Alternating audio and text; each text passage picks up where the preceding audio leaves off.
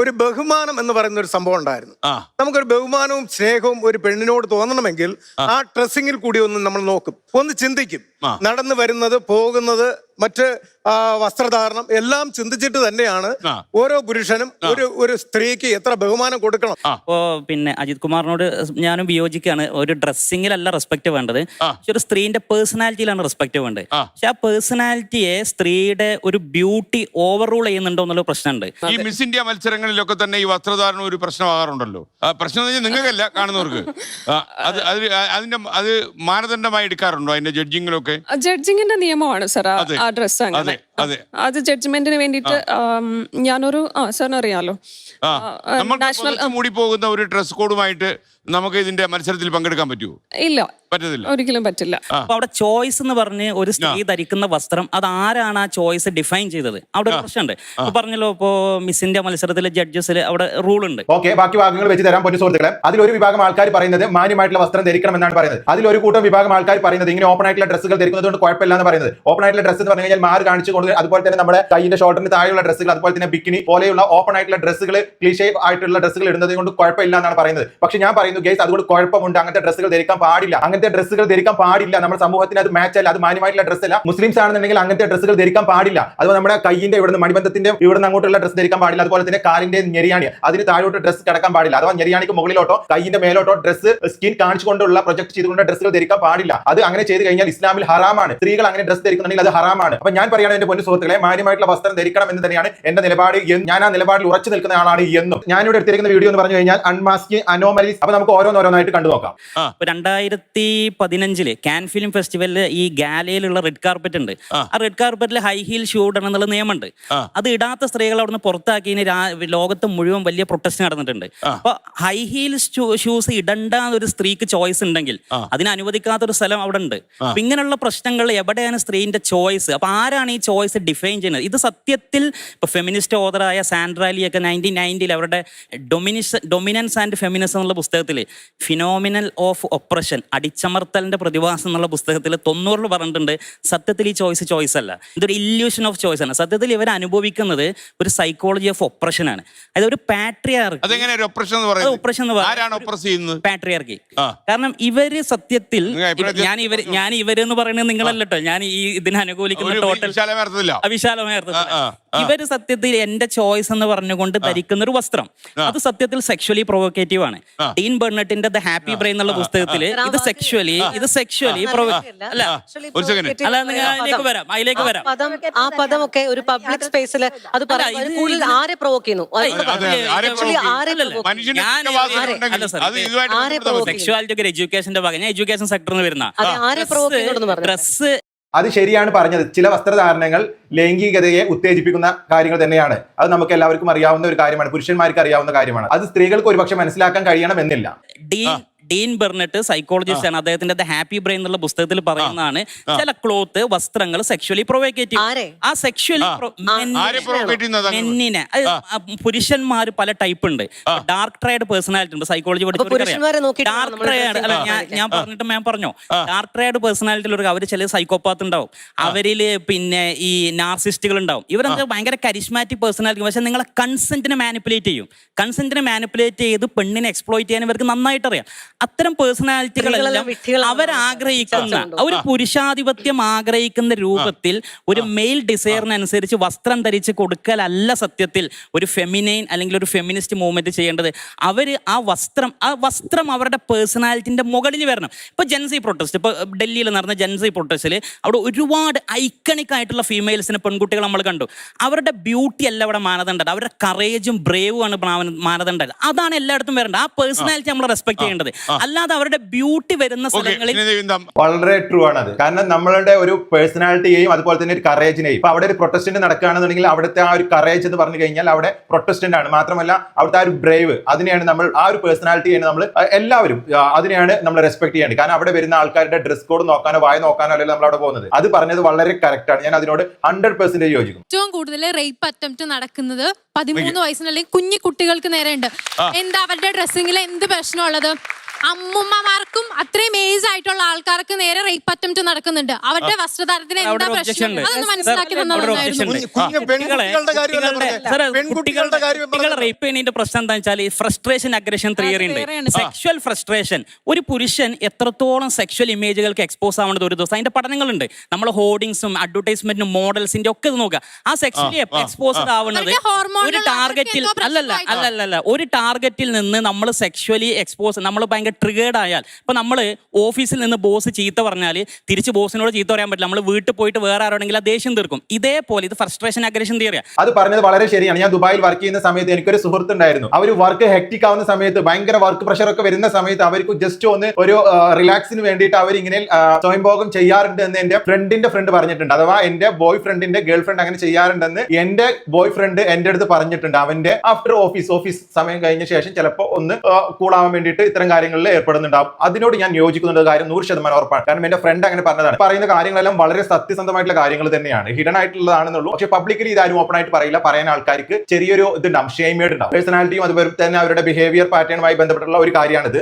നമ്മളൊരു സെക്ഷൽ ഒരു ടാർഗറ്റിൽ നിന്ന് ഫ്രസ്ട്രേറ്റഡ് ആയാൽ അത് വേറൊരു ടാർഗറ്റിൽ കൊണ്ടുപോയി അതിന്റെ അഗ്രഷൻ തീർക്കും. അത് പറയുന്നതിൽ കാര്യമില്ല. കാരണം കാര്യമില്ല എന്ന് പറയുന്നത് തിയറിയാണ് മാം, സൈക്കോളജിക്കൽ തിയറിയാണ്. ഞാൻ പറയുന്നതല്ല, കാര്യമില്ല എന്ന് ഞാൻ പറയുന്നതല്ലോ. പക്ഷെ ഞാൻ പറയട്ടെ, ഇപ്പൊ ഡ്രസ്സ് ഒരിക്കലും ഒരാളിന് പ്രൊവോക്കേറ്റീവ് ആയിരിക്കും എന്ന് പറഞ്ഞിട്ട് ഒരാൾക്ക് അവനവന് ഇഷ്ടമുള്ള ഡ്രസ്സ് നടക്കാൻ പാടില്ല എന്ന് പറയാം. നമ്മൾ കാണുന്നില്ലേ സാർ, ഒരു കാര്യം ഭർത്തായിട്ട് നടക്കുന്നവർക്കും റേപ്പ് ചെയ്യപ്പെടുന്നുണ്ട്. അപ്പൊ അതിനെന്താണ് എന്തെങ്കിലും ഉണ്ടോ അതിന്? അത് ഞാൻ പറയുന്നത്, സി പെർവേർട്സിന് എന്തായാലും ഏത് കോലത്തിൽ കണ്ട ഒരാളിന്, ഒരു പെണ്ണിനോടായാലും പലതും തോന്നാം, അവരെന്തും ചെയ്യുന്നത്. അതല്ല ഒരിക്കലും സാധാരണ നടക്കുന്ന ഒരാളിനെ നിങ്ങളെ പോലുള്ള നിങ്ങൾ ഏതെങ്കിലും ഏജിനെയോ ഏതെങ്കിലും ഡ്രസ്സിനെയോ ഏതെങ്കിലും പറ്റില്ല. ഏതെങ്കിലും ഡ്രസ്സോ ഏജോ ഏതെങ്കിലും ടൈപ്പ് ഓഫ് ആളുകളോ റേപ്പ് ചെയ്യപ്പെടുന്നു എന്നുള്ളത് അവരുടെ ഏതെങ്കിലും ഫീച്ചേഴ്സ് ഇതിലേക്ക് ലീഡ് ചെയ്യുന്നു എന്നല്ല അർത്ഥം. മറിച്ച് ഈ ഹോൾ സിസ്റ്റം, ഈ ഹോൾ ജനറലി പറയുമ്പോൾ ഈ ഹോൾ സിസ്റ്റം എന്ത് ചെയ്യുന്നുണ്ട്? ആളുകളെ ഈ റേപ്പ് ചെയ്യുന്നതിലേക്ക് അല്ലെങ്കിൽ സെക്ച്വലി അഗ്രസീവ് ആയിട്ടുള്ള ബിഹേവിയറിലേക്ക് പോകുന്നതിലേക്ക് ലീഡ് ചെയ്യുന്നുണ്ട്. അതിനർത്ഥം സെക്ച്വൽ അഗ്രഷൻ കാണിക്കുന്ന ആളുകൾ ആ ചെയ്യുന്ന കാര്യം ന്യായീകരിക്കാവുന്നതാണെന്നല്ല, അവർ പൂർണ്ണമായും ചെയ്യുന്ന തെറ്റാണ്. അത് ട്രൂ ആണ്. അതിലോട്ട് നമ്മളെ ലീഡ് ചെയ്യുന്നുണ്ട്. അതിലോട്ടുള്ള ഒരു ടെൻഡൻസി അവിടെ നമുക്ക് ക്രിയേറ്റ് ആവുന്നുണ്ട്. എന്നാൽ അവർ അതിലേക്ക് ലീഡ് ചെയ്യുന്ന ഫാക്ടേഴ്സിൽ ഇത് കോൺട്രിബ്യൂട്ട് ചെയ്യുന്നുണ്ട്. അവിടെ ഉദാഹരണത്തിന് ഇപ്പൊ ചില ആളുകൾ ഈവൻ വളരെ ക്ലോസസ്റ്റ് ആയിട്ടുള്ള ഫാമിലി റിലേഷൻഷിപ്പിലേക്ക് പോലും സെക്ച്വൽ ബിഹേവിയർ കാണിക്കുന്നതായിട്ട് നമുക്ക് കാണാൻ പറ്റും. എന്തുകൊണ്ടാണ്? അവർ അമ്മ ഇത്തരത്തിൽ എന്തെങ്കിലും കാണിക്കുന്നത് കണ്ടോ അല്ലെങ്കിൽ പെങ്ങൾ എന്തെങ്കിലും കാണിക്കുന്നത് കണ്ടോ അല്ല, മറിച്ച് ഇപ്പോൾ റീസെന്റ് സ്റ്റഡീസിൽ കാണാൻ പറ്റും കൂടുതൽ ഈവൻ പോൺ ഹബ് പുറത്തുവിട്ട പഠനത്തിൽ 2017 കാണാൻ പറ്റുന്ന ഏറ്റവും കൂടുതൽ സെർച്ച് ചെയ്യപ്പെട്ട കീവേഡ് എന്ന് പറഞ്ഞാൽ മോം എന്നാണ്. മോം എന്നുള്ള കീവേഡിൽ ആളുകൾ പോൺ വീഡിയോ കാണുന്നു, അതെന്ത് ചെയ്യുന്നു? സ്വന്തം വീട്ടിൽ കൊണ്ടിട്ട് അപ്ലൈ ചെയ്യുന്നു. ദാറ്റ് മീൻസ് ജനറലി കാണുന്ന പല കാര്യങ്ങളും പല ആളുകളുടെ മേലേക്കുള്ള ബിഹേവിയർ ആയിട്ട് ആട്രിബ്യൂട്ട് ചെയ്യാൻ ഇത് കാരണമാവുന്നതാണ്. അഥവാ ഈ ആളുകൾ പർദ്ദട്ട ആള് റേപ്പ് ചെയ്യപ്പെടുന്നു, that means Parda leads to rape, അങ്ങനെയല്ല ഇതിന് വായിക്കേണ്ടത്. മറ്റു പല കാര്യങ്ങളും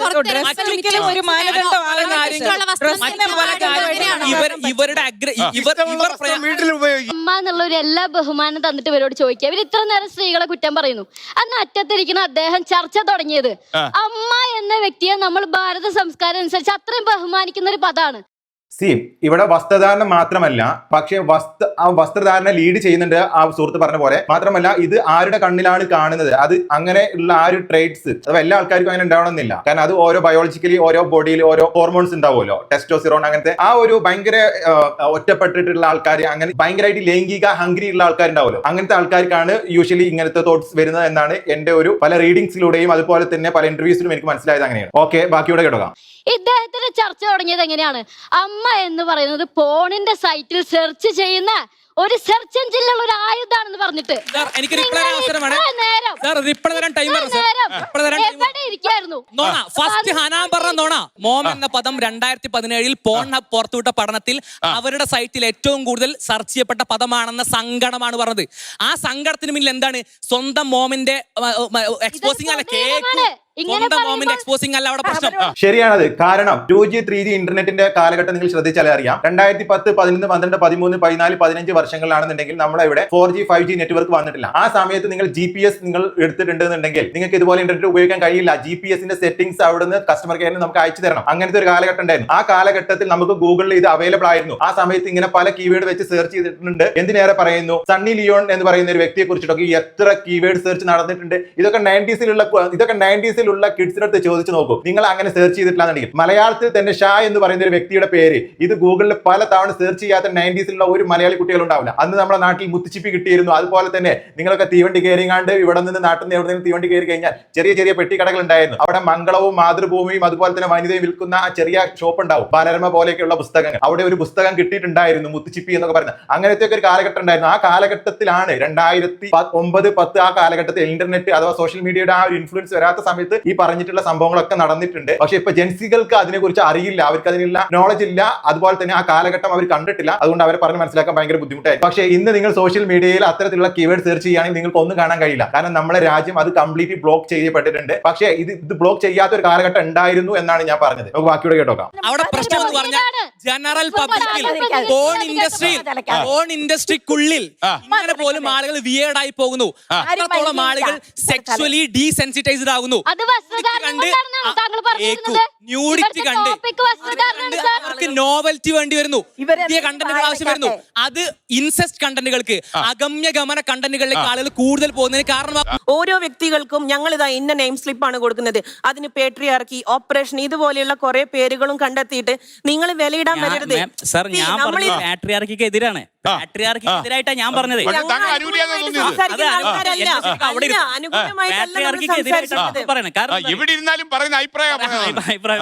അതായത് സൊസൈറ്റിയിൽ പല രൂപത്തിൽ ഇതിനെ ഇപ്പൊ 2 രൂപത്തിൽ ഇതിന്റെ മാനദണ്ഡം, പുരുഷന്മാർക്ക് മാനദണ്ഡമുണ്ട്. ഒരു പിന്നെ സ്ത്രീകളുമായിട്ടുള്ള എന്തെങ്കിലും ഹരാസ്മെന്റോ അബ്യൂസോ നടക്കുകയാണെങ്കിൽ ഭാരതീയ ന്യായ സംഹിത BNS സെക്ഷൻ 78 സ്റ്റോക്കിംഗ് പിന്നെ പാടില്ല. അത് സ്ത്രീയെ സ്റ്റോക്ക് ചെയ്താൽ എത്ര ഇംപ്രിസൺമെന്റും ഒക്കെ എല്ലാം ഉണ്ട്, 3 കൊല്ലം തടവും കാര്യങ്ങളൊക്കെ ഉണ്ട്. BNS section 63 റേപ്പിനെതിരെയുള്ള ശിക്ഷകളുണ്ട്. പുരുഷൻ എന്ത് ചെയ്താലും പണിഷ്മെന്റ് ഉണ്ട്, പണിഷ് ചെയ്യപ്പെടണം. പുരുഷൻ സെക്സ്വലി പ്രൊവോക്കേറ്റീവ് ആയാലും എന്തെങ്കിലും ഹരാസ് ചെയ്താൽ പുരുഷൻ ശിക്ഷിക്കപ്പെടണം. അവൻ തന്നെയാണ് ഒന്നാം പ്രതി, ഒരു സംശയവുമില്ല. പക്ഷേ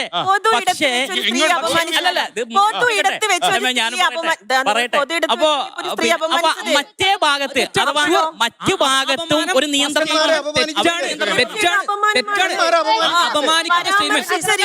ഇവിടെ ഒരു കാര്യം വ്യക്തമാക്കണം. അവിടെ ആദ്യം സൂചിപ്പിച്ച ആ അപമാനിക്കുന്ന സ്റ്റേറ്റ്മെന്റ് തെറ്റാണ്, ഒരു സംശയമില്ല. അതിനെതിരാണ് നമ്മളെല്ലാം. നമ്മളിവിടെ പറയുന്നത് എന്താണ്? നമ്മളിവിടെ പറയുന്നത് പാട്രിയാർക്കി നിങ്ങളെ മിസ്യൂസ് ചെയ്യുന്നതാണ്. നേരത്തെ സൂചിപ്പിച്ചിരുന്നല്ലോ, സ്വാതന്ത്ര്യമുണ്ട് വസ്ത്രം ധരിക്കാനെന്നുള്ളതല്ലേ? അത് തീർച്ചയായും വസ്ത്ര സ്വാതന്ത്ര്യത്തിന്റെ പ്രശ്നമല്ല പറയണത്, നമുക്ക് കുറച്ച് സാമൂഹിക ബോധത്തിനെ പറ്റിയാണ് ഇവിടെ പറയണത്. അമ്പലത്തിൽ പോകുമ്പോ ഒരു മുണ്ടും നേരിട്ട് കൊടുക്കുന്ന പോലെ തന്നെ ഒരു പാർട്ടിക്ക് പോകുമ്പോ അത് കൊടുത്തോണ്ട് പോകുന്നതിലല്ല വിവരം ഇരിക്കുന്നത്. ഉപയോഗിക്കാൻ പഠിക്കണം. അടുത്തത് ഇൻഫ്ലുവൻസർ ആയിട്ടുള്ള ഡ്രസ്സ്, അതേപോലെ തന്നെ നേരത്തെ ഹനാൻ പറഞ്ഞ പോലെ തന്നെ പുതിയ കാലത്ത് അത് വണ്ടി പിടിച്ചു വന്നാൽ പുതിയ കാലത്ത് ധരിക്കേണ്ട ഡ്രസ്സ്, ഈ ഒരു നറേറ്റീവ് ഇല്ലേ, അവിടെ നമ്മൾ ഫസ്റ്റ് ഓൺ ചെയ്ത് ഈ നറേറ്റീവ് ഉണ്ടാക്കുന്നത് ആരാണെന്നുള്ളതാണ്. അവിടെ ആക്ച്വലി നിങ്ങളുടെ ചോയ്സ് ആണെന്ന് വിചാരിക്കുന്നിടത്ത് അവിടെ തെറ്റുന്നു, അബദ്ധം പറ്റുന്നു. ആക്ച്വലി പുരുഷൻ നിങ്ങളെ കൊണ്ട് തെരഞ്ഞെടുപ്പിക്കുകയാണ് എന്ന് ചരിത്രം നോക്കിയാൽ മനസ്സിലാക്കാൻ പറ്റും. ഒരുപാട് മുമ്പ് മുതലുള്ള പഠനങ്ങൾ കാണാൻ പറ്റും. ഇപ്പൊ നേരത്തെ പറഞ്ഞ മാറുമറക്കൽ സമരം അടക്കം, അഥവാ സ്ത്രീയെ കൊണ്ട് മാറി നിർബന്ധിച്ച് തുടപ്പിച്ചിരുന്നു പുരുഷൻ. ആ പറഞ്ഞത് വളരെയധികം കറക്റ്റ് ആയിട്ടുള്ള ഒരു കാര്യമാണ് എനിക്ക് തോന്നുന്നുണ്ട്. കാരണം ഒരു പുരുഷനെ സംബന്ധിച്ചിടത്തോളം ഞാൻ മോശമാക്കി പറയല്ലോ ഒരു പുരുഷനെയും, അഥവാ ഇത് പറയുന്ന ഈ വിഷയം സംസാരിക്കുമ്പോൾ ഇതിന് ഒരുപാട് നെഗറ്റീവ് ക്രിറ്റിസിസം വരും. കാരണം ഏതൊരാൾക്കും ഞാനൊരു കാര്യം പറയാം, ഒരു ടീനേജ് കാലഘട്ടത്തിൽ നമുക്ക് അത്തരത്തിലുള്ള കാര്യങ്ങളോട് ക്യൂരിയോസിറ്റി കൂടുതലുള്ള ഒരു ടൈമാണ്. അപ്പോൾ നമുക്ക് അറിയില്ല എന്താണ് ആക്ച്വലി അതിന്റെ ആ ഒരു സയന്റിഫിക്കലി നമുക്ക് നമ്മുടെ എഡ്യൂക്കേഷൻ സിസ്റ്റം അത് 10th ഒക്കെ എത്തുമ്പോഴാണ് നമുക്ക് അതിനെ കുറിച്ചിട്ടുള്ള ഒരു ബേസിക് നോളജ്, ഒരു ബേസിക് ഇൻഫർമേഷൻ നമുക്ക് കിട്ടുന്നത്. പക്ഷേ അതിന് മുമ്പ് തന്നെ ചില കുട്ടികൾക്ക് ഇത്തരം കാര്യങ്ങളോടൊക്കെ ക്യൂരിയോസിറ്റി തോന്നാറുണ്ട്. അങ്ങനത്തെ ഒരു സംഭവം ഉണ്ട്, ആ ഒരു ക്യൂരിയോസിറ്റി ഉണ്ട്. പിന്നെ ഇത്തരത്തിലുള്ള ഡ്രസ്സുകളെല്ലാം വിൽപ്പന നടത്തുന്ന അല്ലാന്നുണ്ടെങ്കിൽ ഇൻഡസ്ട്രികളെല്ലാം എന്തുകൊണ്ടാണ് ഇത്തരത്തിലുള്ള ഡ്രസ്സുകളും അവിടെ പ്രൊഡക്ഷൻ ചെയ്യുന്നത് വെച്ച് കഴിഞ്ഞാൽ ഇത്തരത്തിലുള്ള ആൾക്കാരുണ്ട്. അപ്പൊ അവർക്ക് സെയിൽ നടക്കണം, അവർക്ക് സെയിൽ കിട്ടുന്നുണ്ട്, ഓർഡർ കിട്ടുന്നുണ്ട്. അപ്പൊ അത്തരത്തിലുള്ള ഡ്രസ് കോഡ് എല്ലാം മാനുഫാക്ചർ ചെയ്യുന്നുണ്ട്. അതാണ് എനിക്ക് മനസ്സിലാവുന്നത്. ഇത് മേടിക്കാൻ ആളുള്ളത് കൊണ്ടാണ് ഇത് ഉണ്ടാക്കുന്നത്. പിന്നെ ഇതിനെ വിമർശിക്കുന്ന ആൾക്കാരുടെ എനിക്ക് പറയാനുള്ളത് മോഡലിംഗ്, അഡ്വർടൈസ്മെന്റ്, ഫാഷൻ ഷോ ഇതിൽ ഉൾപ്പെടുന്നില്ല. കാരണം എന്താണെന്ന് ചോദിച്ചാൽ ഇത് 3 നമുക്കറിയാം, ഇത് പ്യുവർലി അത്തരത്തിലുള്ള ആഡിന് വേണ്ടി ക്രിയേറ്റ് ചെയ്യുന്നത്. ഞാൻ പറയുന്നത് പൊതുസമൂഹത്തിൽ ഇത്തരത്തിലുള്ള വസ്ത്രധാരണത്തെ കുറിച്ചാണ് ഞാൻ പറയുന്നത്. മോഡലിംഗ്, അതുപോലെ തന്നെ ഫാഷൻ ഷോ, അതുപോലെ തന്നെ അഡ്വർടൈസ്മെന്റ്, ഇത്തരം കാര്യങ്ങൾക്ക് അത് ബാധകമല്ല. അത് പ്രൊഫഷനുമായിട്ട് റിലേറ്റഡ് ആണ്. അതൊരു പ്രൊഫഷൻ പ്രൊഫഷന്റെ ഭാഗമായിട്ട് ചെയ്യുന്നതാണ്. അത്തരം വ്യക്തികൾ തന്നെ വേറെ ഫംഗ്ഷൻ പോകുന്ന സമയത്തും മറ്റുള്ള കാര്യങ്ങൾക്കെല്ലാം അവർ അതിന്റെ ഒരു വിയറബിൾ ആണ് അവരും ധരിക്കുന്നത്. ഓക്കെ, ബാക്കിയോടെ കേട്ടോക്കാം. ഇപ്പൊ പുതിയ സ്റ്റഡീസ് എടുത്ത് നോക്കിയാലും പുരുഷനെ സംബന്ധിച്ച് പുരുഷന് ഏറ്റവും കൂടുതൽ ആവശ്യമുള്ള എന്താണ്? സ്ത്രീയുടെ ന്യൂഡിറ്റി കാണൽ, അല്ലെങ്കിൽ സ്ത്രീയെ സംബന്ധിച്ച് സ്ത്രീ എക്സ്പോസിംഗ് ആയിട്ടുള്ള വസ്ത്രം ധരിക്കൽ. ഐ ട്രാക്കിംഗ് സ്റ്റഡീസ് എടുക്കാം സൈക്കോളജിയിൽ. അതേപോലെ തന്നെ പുരുഷന്റെ സെക്ഷൽ ബിഹേവിയർ എടുക്കാം. ഇവിടെ എല്ലാം കാണാൻ കഴിയുന്നത് പറഞ്ഞാൽ പുരുഷനെ സംബന്ധിച്ച് സ്ത്രീയുടെ സൗന്ദര്യം കാണണം. അതിനുവേണ്ടി മുന്നേ അവൻ ഫോഴ്സ് ചെയ്യിപ്പിച്ചിരുന്നു, നിർബന്ധിച്ചിരുന്നു. അങ്ങനെ ചെയ്യാതിരുന്നാൽ പ്രശ്നമാണെന്ന് പറഞ്ഞു. എന്നാൽ പുതിയ കാലത്ത് അവളെ അങ്ങനെ നിർബന്ധിക്കാൻ പറ്റാത്തോണ്ട് അവളെ കൊണ്ട് ട്രെൻഡിന്റെ പേരിൽ, അല്ലെങ്കിൽ പുതിയ കാലത്ത് ഇങ്ങനെയാവണം, കോൺഫിഡന്റ് ആവണമെങ്കിൽ ഇങ്ങനെയാവണം, വാല്യൂ കിട്ടണമെങ്കിൽ ഇങ്ങനെയാവണം എന്ന് മാനിപ്പുലേറ്റ് ചെയ്യുന്നു, എന്നിട്ട് ധരിപ്പിക്കുന്നു. അതാണ് ഓപ്പറേഷൻ ആയിട്ട് നടത്തുന്നത്. ഏതൊരു പുരുഷനും സ്ത്രീയുടെ ലൈംഗികത കാണാൻ ഇഷ്ടമാണ്. മാറും ഒക്കെ മുക്കാലിലേക്ക് നടക്കുക. സ്ത്രീകൾ എങ്ങനെയാ സാരി കൊടുക്കുന്ന ഇപ്പൊ പെർസെന്റേജ് എന്ന് പറയും ഞങ്ങള്. ആ ചേച്ചി പറഞ്ഞത് വരെ കറക്റ്റ് ആണ്. ഇവിടെ അതിനൊരു പ്രായമില്ല. യുവാക്കളാണെങ്കിലും മുതിർന്നവരാണെന്നുണ്ടെങ്കിലും അതുപോലെ തന്നെ കുറച്ചുകൂടെ പ്രായം ചെന്നിട്ടുള്ള ആൾക്കാർക്കാണെന്നുണ്ടെങ്കിലും അത് കാണാനുള്ള ഒരു ക്യൂരിയോസിറ്റി, അതിനുള്ള ഒരു ത്വര കൂടുതൽ തന്നെയാണ്. ചേച്ചി പറഞ്ഞത് സത്യമാണ്. അതിനോട് യോജിക്കുന്ന ഒരുപാട് ആൾക്കാരുണ്ടാവും, അതിനോട് വിയോജിക്കുന്നതും ഒരുപാട് ആൾക്കാരുണ്ടാവും. കാരണം ഈ ഒരു വിഷയം അതുപോലെയുള്ള ഒരു വിഷയമായതുകൊണ്ടാണ്. ഓക്കെ, ബാക്കിയോട് കണ്ടോക്കാം. അതായത് ഒരെണ്ണം പുറത്ത് കാണിക്കാം, ഒരെണ്ണം പുറത്തായിരിക്കും, ഒരെണ്ണം അകത്തുണ്ടാവുള്ളൂ. സാരി ഭംഗിയായിട്ട് സാരി കൊടുക്കും, പക്ഷെ ഒന്ന് പുറത്തായിരിക്കും. ഇങ്ങനെയുള്ള ഈ ലൈംഗികത എന്ന് പറഞ്ഞാൽ കാണുന്നവന്റെ കണ്ണിലാണെന്ന് ആൾക്കാർക്ക് അഭിപ്രായമുണ്ട്. അത് രണ്ട് രൂപത്തിലുണ്ട് സാർ. ഒരാൾക്ക് സെക്സ്വൽ അറൗസൽ തോന്നിയാലും സെക്സ്വൽ ഡിസയർ തോന്നണമെന്നില്ല. കാരണം നമ്മുടെ ബ്രെയിനിന്റെ ഫ്രണ്ടൽ ബ്രെയിൻ കൊണ്ട് നമുക്കത് ബ്രേക്ക് ചെയ്യാൻ പറ്റും, നമുക്ക് തടയാൻ പറ്റും. പക്ഷെ തടയാൻ പറ്റാത്ത ആളുകളുണ്ടാവും. ഇതിൽ ഏതാളാണ് ഏതാളാണ് തടയാത്തത് നമുക്ക് വേർതിരിച്ചറിയാൻ പറ്റില്ല. അപ്പൊ പുരുഷനെതിരെ നിയമങ്ങൾ ഉണ്ടെങ്കിൽ സ്ത്രീന്റെ ഭാഗത്തുനിന്ന് ഒരു നിയന്ത്രണം ആവശ്യമാണ്. ചോയ്സ് ആയതുകൊണ്ട് നിയന്ത്രണം ഇല്ല എന്ന് പറഞ്ഞാൽ അർത്ഥം. എനിക്ക് ഒരു മിനിറ്റ് സാർ ഒരു മിനിറ്റ്. എനിക്ക് രാത്രി 10 മണിക്ക് ശേഷം എനിക്ക് ലൗഡ് സ്പീക്കറിൽ പാട്ട് പാടണം വെച്ചാൽ എന്റെ ചോയ്സ് ആണ്, എന്റെ ആഗ്രഹമാണ്. പക്ഷെ നിയമം അത് റെഗുലേറ്റ് ചെയ്യുന്നുണ്ട്, എനിക്കത് പറ്റൂല. അപ്പൊ എന്റെ കാര്യത്തിൽ അങ്ങനെ ഒരു റെഗുലേഷൻ ജനാധിപത്യ രാജ്യമല്ലേ ഡ്രസ് ഇടുന്നതിനുള്ള അവകാശം.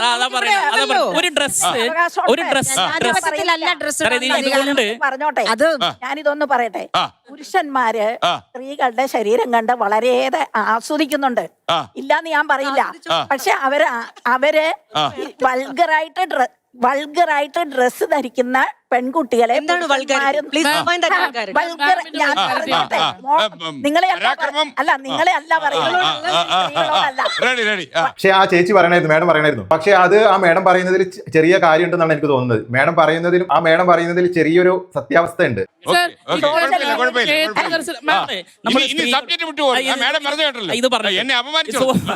ഒരു സോഷ്യൽ എക്സ്പെരിമെന്റ് യുഎസിൽ നടന്നൊരു സോഷ്യൽ എക്സ്പെരിമെന്റ് ആണ്. നമ്മൾ പുരുഷന്മാരും സ്ത്രീകളൊക്കെ വസ്ത്രം ധരിക്കുമ്പോൾ എന്തുകൊണ്ടാണ് സ്ത്രീ ധരിക്കുന്ന വസ്ത്രത്തിൽ എമൗണ്ട് ഓഫ് സ്കിൻ കൂടുതലായിട്ട് എക്സ്പോസ് ചെയ്യപ്പെടുന്നത്?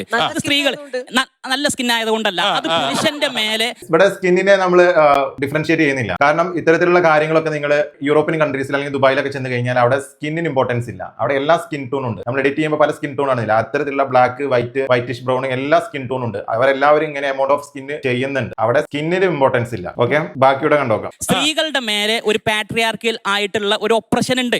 കാരണം അവൾ പ്രഷറൈസ്ഡ് ആണ്.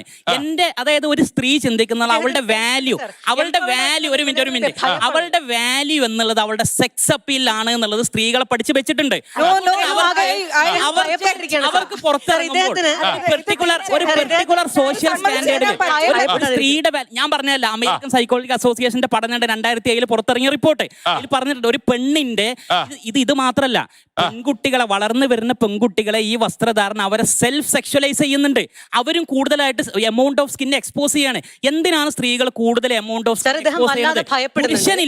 ജർമ്മനി അതിലും അർത്ഥമുണ്ട്. കാരണം എന്താണെന്ന് വെച്ച് കഴിഞ്ഞാൽ ദുബായിലൊക്കെ ഞാൻ ജിമ്മിൽ പോകുന്ന സമയത്ത് പല ആൾക്കാരും പല നാഷണാലിറ്റീസ് വന്നിട്ട് അവർ വർക്ക്ഔട്ട് ചെയ്യുന്നത് വ്യത്യസ്തമായിട്ടുള്ള ഭാഗങ്ങളിലോട്ടാണ്. കാരണം അവർക്ക് പ്രൊജക്ഷൻസ് കിട്ടേണ്ട സ്ഥലത്തോട്ട് അവർ സ്പെഷ്യൽ വർക്ക്ഔട്ട് പേഴ്സണൽ ട്രെയിനേഴ്സിനെ വെച്ചിട്ടും അല്ലാതെയും അവർ കഠിനമായിട്ട് ഹാർഡ് വർക്ക് ചെയ്യുന്നത് ഞാൻ കണ്ടിട്ടുണ്ട്. അതുകൊണ്ട് എനിക്ക് അങ്ങനെ തോന്നുന്നുണ്ട്. എന്റെ തോട്ട്സ് ആണോ അതോ എന്താ എന്റെ വ്യക്തിപരമായിട്ടുള്ള അഭിപ്രായമാണ്, അത് അങ്ങനെ എനിക്ക് തോന്നിയിട്ടുണ്ട്. ഓക്കെ കൂട്ടുകാരെ, ബാക്കിയുടെ കണ്ടോക്കാം. ഫ്രാൻസ് ഉൾപ്പെടെയുള്ള സ്കാൻഡിനേവിയൻ രാജ്യങ്ങൾ ഉൾപ്പെടെയുള്ള യൂറോപ്യൻ കൺട്രീസ് കൺട്രീസിൽ ന്യൂഡ് ബീച്ചസ് ഉണ്ട്. അതെ, ന്യൂഡ് ബീച്ചസ് ഉണ്ട്. എന്തെങ്കിലും കുഴപ്പം സാറിനുണ്ടോ? കൂടുതൽ ആസ്വദിക്കുന്നത് ആരാണ് ആസ്വദിക്കുന്നത്? ഇവിടെ സ്കാൻഡിനേവിയൻ കൺട്രീസ് പറഞ്ഞു സാർ, ബയോളജി ന്യൂഡ് ബീച്ചസ് ഉണ്ട്. ആൻഡ് മോർ ഓവർ സ്വിമ്മിംഗ് പൂളുകളുണ്ട്. ഈ സ്വിമ്മിംഗ് പൂളുകളിലൊക്കെ പോകുന്ന രീതികളും അവിടെയുള്ള നേക്കഡ് ആയിട്ട് ആൾക്കാർ സ്വിമ്മിംഗ് പൂളിൽ പോകുന്നത് കണ്ടാൽ ഇദ്ദേഹം അവിടെ ഹൃദയാഘാതം ഒന്നും അപ്പൊ അതുകൊണ്ട് ഇദ്ദേഹം അമേരിക്കയിലെ പേപ്പർ എടുക്കുമ്പോൾ അമേരിക്കയിലെ ബീച്ചുകളിലൂടെയും അമേരിക്കയിലെ കൾച്ചറിലൂടെയും അമേരിക്കയിലെ ഒരു സൊസൈറ്റി കൂടുതൽ സെക്സ്വലി എക്സ്പോസർ ആയ അവിടെ പുരുഷന്റെ അമിഗ്ഡാല കൂളിംഗ് ഓഫ് ഡീസെൻസിറ്റൈസേഷനിലേക്ക് പോകും. അവനത് കണ്ടാൽ ഒന്നും ഫീൽ ചെയ്യൂല. പുരുഷന്റെ സെക്സ്വൽ ഹെൽത്തിനെ ബാധിക്കും. പുരുഷന്റെ സെക്സ്വൽ ഹെൽത്തിനെ ഈ രാജ്യങ്ങളെ പറ്റി പറയുമ്പോൾ ഒരു കാര്യം മനസ്സിലാക്കണം, ഒരു ഒറ്റ കാര്യം മനസ്സിലാക്കണം. നമ്മൾക്ക് പ്രബുദ്ധ കേരളത്തിൽ ഈ ചർച്ച ഉണ്ടാകുന്നതിനെ പറ്റി ഭയങ്കര സങ്കടപ്പെട്ടിരുന്നു നേരത്തെ. അതേപോലെ തന്നെ നമ്മൾ കുറച്ച് ആൾക്കാർ ഭയന്ന് പറഞ്ഞിരുന്നു. ഒരിക്കലുമല്ല, നമ്മൾ ഫെമിനിസ്റ്റുകളെ നേരത്തെ പുസ്തകങ്ങൾ കോട്ടിയിരുന്നു, ആരും മറുപടി കണ്ടില്ല. ഫെമിനിസ്റ്റുകളുടെ നറേറ്റീവ് നോക്കുക. 2021 ടോക്കിയോ ഒളിമ്പിക്സ് എന്തിനാണ് ജർമ്മൻ ജിംനാസ്റ്റിക് ടീം എന്തുകൊണ്ട് അവരുടെ വസ്ത്രത്തിന് വേണ്ടി അവർ റിക്വസ്റ്റ് കൊടുത്തു? അവരുടെ വസ്ത്രം കുറവാണ്, റിവീലിംഗ് ആണ്, സെക്ച്വലൈസിംഗ് ആണ് എന്തിന് പരാതി കൊടുത്തു? അതുപോലെ ബീച്ച് ഹാൻഡ് ബോളിന്റെ വിഷയത്തിൽ നോർവേ നാഷണൽ ടീം എന്തുകൊണ്ട് അവർ പ്രതിഷേധാത്മകമായിട്ട് അവരുടെ പരാതി അംഗീകരിക്കാതെ പ്രതിഷേധാത്മകമായി അവരുടെ വസ്ത്രം തുറക്കുന്നതിനെതിരെ സമരം ചെയ്തു? കേട്ടൂടെ? 2018 സെറീന വില്യംസ് തന്റെ മെഡിക്കൽ കാരണങ്ങൾ കൊണ്ട് മാത്രം കുറച്ചധികം നീളം കൂടിയ വസ്ത്രം ധരിച്ചതിന്റെ പേരിൽ അവർക്കെതിരെ നടപടി ഉണ്ടായി. സർ, ഇവര് പറയുന്നത് പെൺകുട്ടികൾ വെയർ ചെയ്യുന്ന റിവീലിംഗ് ആയിട്ടുള്ള ഡ്രസ് ഇവർക്ക് പ്രൊവോക്കിംഗ് ആണെന്നാണല്ലോ പറയുന്നത്. അതല്ല, അവരെ മാനിപ്പുലേറ്റ് ചെയ്യാൻ വേണ്ടിട്ട് സ്റ്റേറ്റ്മെന്റ് മാഡം പറഞ്ഞു. സെറ്റ് ചെയ്യുന്ന അവരെ മാനിപ്പുലേറ്റ് ചെയ്യാൻ വേണ്ടി സെറ്റ് ചെയ്യുന്ന പ്രൊവോക്കേറ്റീവ് സ്റ്റാൻഡേർഡ്. ഇവിടെ പ്രൊവോക്കേഷൻ എന്നുള്ള ഒരു സംഭവം ഉണ്ട്. അതാണ് ഇവിടെ പറയുന്നത്. പ്രൊവോക്കേഷൻ എന്ന് പറഞ്ഞു കഴിഞ്ഞാൽ അതിലോട്ട് പ്രൊവോക്ക് ചെയ്യുക, കാരണം അതിലോട്ട് നമ്മളെ പ്രേരിപ്പിക്കുക എന്നുള്ള ഒരു ഇതാണ് ഇവിടെ ഉദ്ദേശിക്കുന്നത്. എനിക്ക് മനസ്സിലായത് അതാണ്. ഓക്കെ, ബാക്കിയുടെ കണ്ടോക്കാം. അല്ലെ അദ്ദേഹം പറഞ്ഞ മനസ്സിലായിട്ടുണ്ട്. അതായത് നിങ്ങൾ സെക്ഷലി എക്സ്പോസ് ചെയ്യാൻ വേണ്ടി പുരുഷന്മാർ നടന്നൊരു കോൺസ്പിറസി ആണെന്നാ. നൂറ്റാണ്ടുകളായി തുടരുന്ന എങ്ങനെ പറയാൻ മനസ്സ് വരുന്നത് ചേട്ടാ? ഇത് സ്വാതന്ത്ര്യത്തെ കുറിച്ച് പറഞ്ഞു. ഈ സ്വാതന്ത്ര്യത്തിന് എന്താണ് സ്വാതന്ത്ര്യം? എന്റെ സ്വാതന്ത്ര്യം ഞാൻ ഇങ്ങനെ കൈവീശി നടക്കാനുള്ള സ്വാതന്ത്ര്യം എനിക്കുണ്ട്. സാറിന്റെ മൂക്കിന്റെ പരിധി കഴിഞ്ഞു പോയാൽ എന്റെ ആണല്ലോ, മൂക്കവണ്ട കയറി ഇടിച്ചാലോ നമ്മുടെ അത് ആപേക്ഷികമാണ്. നമ്മുടെ സ്വാതന്ത്ര്യം എന്ന് പറയുന്നത് എപ്പോഴും ആപേക്ഷികമാണ്. എനിക്ക് നല്ലത് എന്ന് തോന്നുന്നത് അല്ലെങ്കിൽ എന്റെ സ്വാതന്ത്ര്യം എന്ന് പറയുന്നത് മറ്റൊരാൾക്ക് അത് അസ്വാതന്ത്ര്യം അവർക്ക് അസ്വസ്ഥത ഉണ്ടാക്കരുത്. അതിനകത്ത് രണ്ട് തരത്തിലുണ്ട്. രണ്ട് കൾച്ചറിന്റെ രണ്ട് സംസ്കാരത്തിന്റെ ഒരു സംയോജനം കൂടിയുണ്ട്. പഴയ തലമുറയും പുതിയ തലമുറയും തമ്മിലുള്ള ഒരു ഡിസ്ക്രിമിനേഷൻ അവിടെ വരുന്നു. ഓക്കെ, എന്റെ പൊന്നു സുഹൃത്തുക്കളെ, ഇവിടെ രണ്ട് തലമുറയായിട്ട് നല്ല ഒരു ഗ്യാപ്പിന്റെ ഒരു പ്രശ്നമുണ്ട്, ഡിഫറൻസ് ഉണ്ട്. കാരണം എന്താണെന്ന് വെച്ച് കഴിഞ്ഞാൽ പുതുതലമുറ എന്ന് പറഞ്ഞു കഴിഞ്ഞാൽ ഇന്റർനെറ്റ് യുഗത്തിൽ ജനിച്ചവരാണ്. പക്ഷേ പഴയ തലമുറ എന്ന് പറഞ്ഞു കഴിഞ്ഞാൽ ഇന്റർനെറ്റ് യുഗം അത് ഗ്രോ ചെയ്യുന്ന സമയത്ത്, സ്റ്റാർട്ട് ചെയ്യുന്ന സമയത്തും അതുപോലെ തന്നെ ആ ഒരു യുഗത്തിൽ രണ്ട് യുഗത്തിലും ജീവിച്ചിട്ടുണ്ട്. അതുകൊണ്ട് അവർക്ക് കുറച്ചും കൂടെ ഈസി ആയിട്ട് ഉൾക്കൊള്ളാൻ പറ്റും പഴയ തലമുറക്ക്. പക്ഷേ പുതിയ തലമുറക്ക് അത് അത്രയും കാര്യങ്ങൾ അറിയില്ല. അവരെല്ലാം ഫുള്ളും ഡെവലപ്ഡ് എല്ലാ കാര്യങ്ങളും വന്ന ശേഷം ജനിച്ചിട്ടുള്ള ആൾക്കാരാകുമ്പോൾ അവർക്ക് അതിനെക്കുറിച്ച് എത്രത്തോളം ഉണ്ട് നമുക്ക് പറഞ്ഞു കൊടുക്കാൻ കഴിയില്ല. പറഞ്ഞു കൊടുത്താലും അവർക്ക് അത് മനസ്സിലാക്കാൻ കുറച്ച് ബുദ്ധിമുട്ടായിരിക്കും. കാരണം അവർ ഇത് ഈ ഒരു വേൾഡിലോട്ടല്ലേ ജനിച്ച് വീഴുന്നത്. ഓക്കെ, ബാക്കിയുടെ കണ്ടോക്കാം. അതിനേക്കാൾ ഉപരിയായിട്ട് എനിക്ക് തോന്നുന്നത് നമ്മുടെ ഈ പറഞ്ഞവരുടെ ഒക്കെ ഇടയിലുള്ള ഒരു നമുക്ക് സമൂഹത്തോടുള്ള ഒരു ഉത്തരവാദിത്വവും കടമയും ഒരു പൊതുബോധം എന്ന് പറയുന്ന ഒരു അവസ്ഥയും കൂടി ഉണ്ടായാൽ ആ പൊതുബോധത്തിൽ എന്താണ് വേണ്ടത് എന്നുള്ളത് നമ്മൾ ഓരോരുത്തരും തിരിച്ചറിയണം. ഞാൻ നേരത്തെ സാരി ഉടുത്തോണ്ടിരുന്ന ആളാണ്. എന്നെ അറിയുന്നവിടെ ഒരുപാട് പേരുണ്ട്.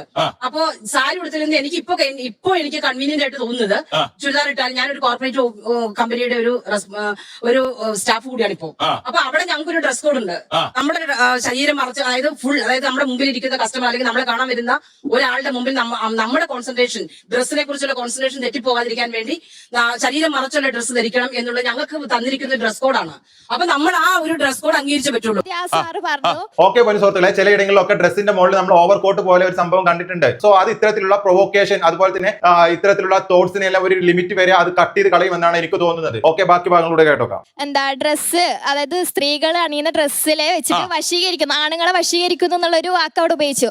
അപ്പൊ എന്റെ ചോദ്യം ഇതാണ്, ഈ സ്ത്രീകള് ചുരിദാറും ഈ പറഞ്ഞ പർദ്ദ, സാരി അതുപോലെ ഫുള്ള് മറച്ച് നടക്കുകയാണെങ്കിൽ ഇവിടെ ഈ പീഡനങ്ങൾ പോലെയുള്ള അല്ലെങ്കിൽ സെക്ഷൽ ആക്ടിവിറ്റി അല്ലെങ്കിൽ അതുപോലെയുള്ള അട്രാക്ഷൻ അല്ലെങ്കിൽ അത്രയും നല്ല ആണുങ്ങൾ മാത്രം ഉണ്ടാവും ഇവർക്ക് ഉറപ്പ് പറയാൻ പറ്റുമോ? സാർ ഒരു ചോദ്യം കൂടി 100 പേര് ബൈക്കിൽ യാത്ര ചെയ്യുകയാണ്. 100 പേരും ഹെൽമെറ്റ് ധരിച്ചിട്ടുണ്ടെങ്കിൽ അതിൽ നമുക്ക് 80% വരെ ആക്സിഡന്റിൽ നിന്നും നമുക്ക് രക്ഷപ്പെടാൻ പറ്റും. അല്ലാതെ 100 പേരും ഹെൽമെറ്റ് ഇടാതെയാണ് യാത്ര ചെയ്യുന്നതെങ്കിൽ അവിടെ അപകടത്തിന്റെ തോത് കൂടുതലായിരിക്കും. അതാണ് പറഞ്ഞത്, നമ്മൾ ഇവിടെ വിയർ ചെയ്യുകയാണെങ്കിൽ നമുക്ക് ഇത്തരത്തിലുള്ള അപകടത്തിൽ നിന്ന്, അത്തരത്തിലുള്ള ഇൻസിഡന്റിൽ നിന്ന് നമുക്ക് രക്ഷ നേടാൻ കഴിയും എന്നാണ് എനിക്ക് പറയാനുള്ളത്. ഓക്കെ, ബാക്കിയോട് കേട്ടോ.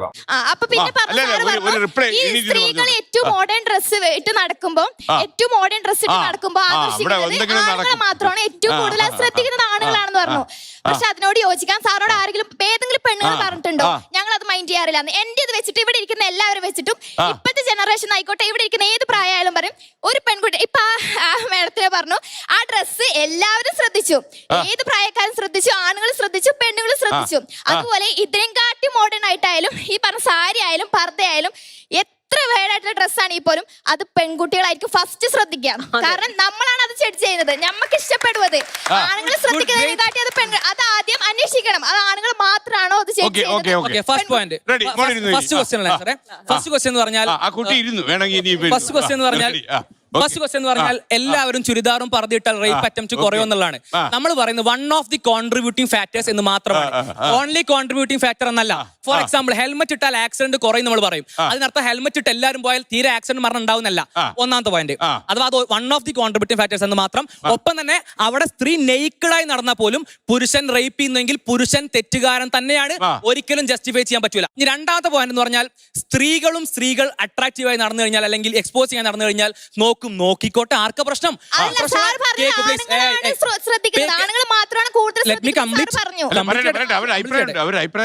മനസ്സിലായി. സ്ത്രീകൾ നോക്കുന്നോണ്ട് ഒരു കുഴപ്പമില്ല. അവിടെ നമ്മൾ പറയുന്നത് വെച്ചാൽ സ്ത്രീകളെ പുരുഷന്മാർ മാനിപ്പുലേറ്റ് ചെയ്യുന്നു, ദുരുപയോഗം ചെയ്യുന്നു. മെയിൽ ഗേസ് എന്ന് പറയുന്ന ഒരു കാര്യമാണ് സോഷ്യൽ സിറ്റുവേഷനിൽ സ്ത്രീ അനുഭവിക്കുന്ന ഏറ്റവും വലിയ പ്രയാസം, പുരുഷനെ തുറിച്ചുനോട്ടം. രണ്ടാമത്തെ കാര്യം എന്ന് പറഞ്ഞാൽ പുരുഷൻ ആസ്വാദികരമായ രീതിയിൽ സ്ത്രീകളെ കൊണ്ട് വസ്ത്രം ധരിപ്പിക്കാൻ വേണ്ടി പുരുഷൻ സോഷ്യൽ എഞ്ചിനീയറിംഗ് നടത്തുന്നു. ഇപ്പൊ നമ്മുടെ മഞ്ജു ചേച്ചിയുടെ മോളുടെ കാര്യം പറഞ്ഞു, മോളുടെ വിഷയം വന്നു, ഭയങ്കരമായിട്ട് വിഷയമായ ഒരു കാര്യമാണത്. ആ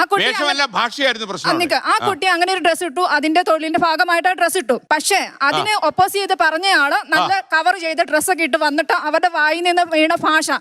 പക്ഷേ ഇപ്പൊ നമ്മൾ ഒരു കാര്യം മറന്നു വരുന്നത്, യൂട്യൂബിൽ ധനാഗമ മാർഗം ആയതുകൊണ്ട്. ഓക്കെ പൊന്നു സുഹൃത്തുക്കളെ, മഞ്ജു ചേച്ചിയുടെ മോളുടെ വിഷയം ഇവിടെ എടുക്കുകയാണെന്നുണ്ടെങ്കിൽ അത് മോഡലിംഗിന്റെ ഭാഗമായിട്ട് അവർ ഒരു ഫീൽഡിൽ അല്ലെങ്കിൽ ഒരു പ്രൊഫഷന്റെ ഭാഗമായിട്ട് ചെയ്യുന്നത്. അത് നമ്മുടെ പൊതുസമൂഹത്തിൽ സോഷ്യൽ മീഡിയയിൽ കൊടുത്തിട്ട് കഴിഞ്ഞാൽ അതിനെ ആൾക്കാർ വിമർശിക്കും. അതുപോലെ തന്നെ അത്തരം ഡ്രസ്സുകൾ നമ്മൾ സമൂഹത്തിലിട്ട് നടന്നു കഴിഞ്ഞാലും അതിനെ ആളുകൾ എടുത്ത് വിമർശിക്കും. മാന്യമായിട്ടുള്ള സഭ്യമായിട്ടുള്ള വസ്ത്രധാരണമാണ് നമ്മുടെ സമൂഹത്തിന് നല്ലത്. അങ്ങനെ നടന്നു കഴിഞ്ഞാൽ ഒരു പ്രശ്നം ഉണ്ടാവില്ല, ആരും അതിനെ വിമർശിക്കാൻ വരില്ല. കാരണം വസ്ത്ര സ്വാതന്ത്ര്യം വ്യക്തിപരമാണെന്നുണ്ടെങ്കിലും പക്ഷെ നമ്മുടെ സമൂഹത്തിന് അത് ഉതകുന്നതല്ല എന്നാണ്. ഈ കുറച്ചുകൂടെ ഈ ലൈക്സും കൂടാൻ വേണ്ടി അങ്ങനെ ഡ്രസ് ഇട്ട് വരുന്നവരുണ്ട്. ഒരു രഹസ്യം കൂടെ ഞാൻ പറയാം, ഈ വാർത്താ ലോകത്തും അതിപ്പോ വന്നു തുടങ്ങിയിട്ടുണ്ട്. ഞാനൊക്കെ ഇതൊക്കെ ഊരികളയുന്ന കാലം വിദൂരമല്ല. തീർച്ചയായിട്ടും അത്തരത്തിലുള്ള വസ്ത്രങ്ങൾ ധരിച്ചുകൊണ്ട് ലൈവ് ചെയ്യുന്നവരോട് ഇഷ്ടം പോലെ ആൾക്കാരുണ്ട്. നമ്മൾ തന്നെ കാണാറുണ്ട് ലൈവിനകത്ത് ഒരുപാട് പേര് അങ്ങനെ കാണിക്കുന്നത്. പിന്നെ പല സോഷ്യൽ മീഡിയ പ്ലാറ്റ്ഫോമുകളിലും പല പെയ്ഡ് സബ്സ്ക്രിപ്ഷൻസ് നമ്മൾ കാണാറുണ്ട്. അതിന്റെയൊക്കെ മോട്ടീവ് ഇത്തരത്തിലുള്ള സംഭവങ്ങൾ തന്നെയാണ്. അല്ല എന്ന് പറയാതിരിക്കാൻ നിങ്ങൾക്ക് കഴിയുമോ? ഓക്കെ, ബാക്കിയോട് കേൾക്കാം. അതായത് ഇൻസ്റ്റാഗ്രാമിന്റെ ഒരു പഠനമുണ്ട്. ഇൻസ്റ്റാഗ്രാം ടീനേജ് പെൺകുട്ടികളുടെ മെന്റൽ ഹെൽത്തിനെ നെഗറ്റീവായിട്ട് ബാധിക്കും എന്ന് ഒരു കോൺഫിഡൻഷ്യൽ റിപ്പോർട്ട് പുറത്തു വന്നിട്ടുണ്ട്. അതായത് അവരെ സെൽഫ് സെക്ഷലൈസ് ചെയ്യുന്നു, കൂടുതൽ ലൈക്ക് കിട്ടാൻ വേണ്ടിയിട്ട് സെൽഫ് സെക്ഷലൈസ് ചെയ്ത വീഡിയോസ് റീൽസും ചെയ്യുന്നുള്ളത്. വേറൊന്ന്, പിന്നെ നേരത്തെ പറഞ്ഞില്ലേ, ഈ ഇപ്പൊ ഒരു ഡ്രസ്സ് എടുക്കാൻ ഇതിലൊരു സോഷ്യൽ കണ്ടീഷന്റെ പ്രശ്നമുണ്ട്. നമ്മളൊരു ചെറിയ കുട്ടിക്ക് ഡ്രസ്സ് എടുക്കാൻ പോകുന്ന ഒരു ടെക്സ്റ്റൈൽസിൽ, ഇപ്പൊ എറണാകുളത്ത് ഏതെങ്കിലും ടെക്സ്റ്റൈൽസിൽ അവിടെ പോയിട്ട് നിങ്ങൾ ഒരു ഇൻഫന്റ് ഡ്രസ്സ് അല്ലെങ്കിൽ ഒരു ബേബി ഡ്രസ്സ് നമ്മൾ നോക്കിയാൽ പെൺകുട്ടികളുടെ ആൺകുട്ടികളുടെ ഡ്രസ്സ് നോക്ക്, പെൺകുട്ടികളുടെ ഡ്രസ്സ് മോർ റിവീലിംഗിലായിരിക്കും. അത് അങ്ങനെ വരുന്നുള്ളൂ. നിങ്ങൾ ആരുവാണെങ്കിലും എക്സ്പെരിമെന്റ് ചെയ്ത് നോക്കുക. ഈ ചെറുപ്പം തൊട്ട് ഈ പെൺകുട്ടികളെ റിവീലിംഗ് ഡ്രസ്സ് ധരിച്ചിട്ടാണ് വളർന്നു വരുന്നത്. അത് അങ്ങനെയാണ്. അപ്പൊ ആരാണ് ഇത് ഡിസൈൻ ചെയ്യുന്നത്? അത് പാട്രിയാർക്കിയാണ്. കാലം മാറുകയാണ്, കാലത്തിനൊത്ത് കോലം കെട്ടണമെന്നല്ല ഞാൻ പറയുന്നത്. വസ്ത്രധാരണം ശരാശരി രീതിയിൽ പറഞ്ഞാൽ, ഒരു ആവറേജ് മനസ്സിൽ പറഞ്ഞാൽ അവരവരുടെ സ്വാതന്ത്ര്യം തന്നെയാണ്. അതേസമയം പൊതുസമൂഹം കൽപ്പിക്കുന്ന ചില മാനദണ്ഡങ്ങൾ പാലിക്കാൻ ഒരു സാമൂഹ്യ ജീവി എന്നുള്ള നിലയിൽ എല്ലാവർക്കും ബാധ്യതയുണ്ട്. അത് പുരുഷനായാലും സ്ത്രീ ആയാലും.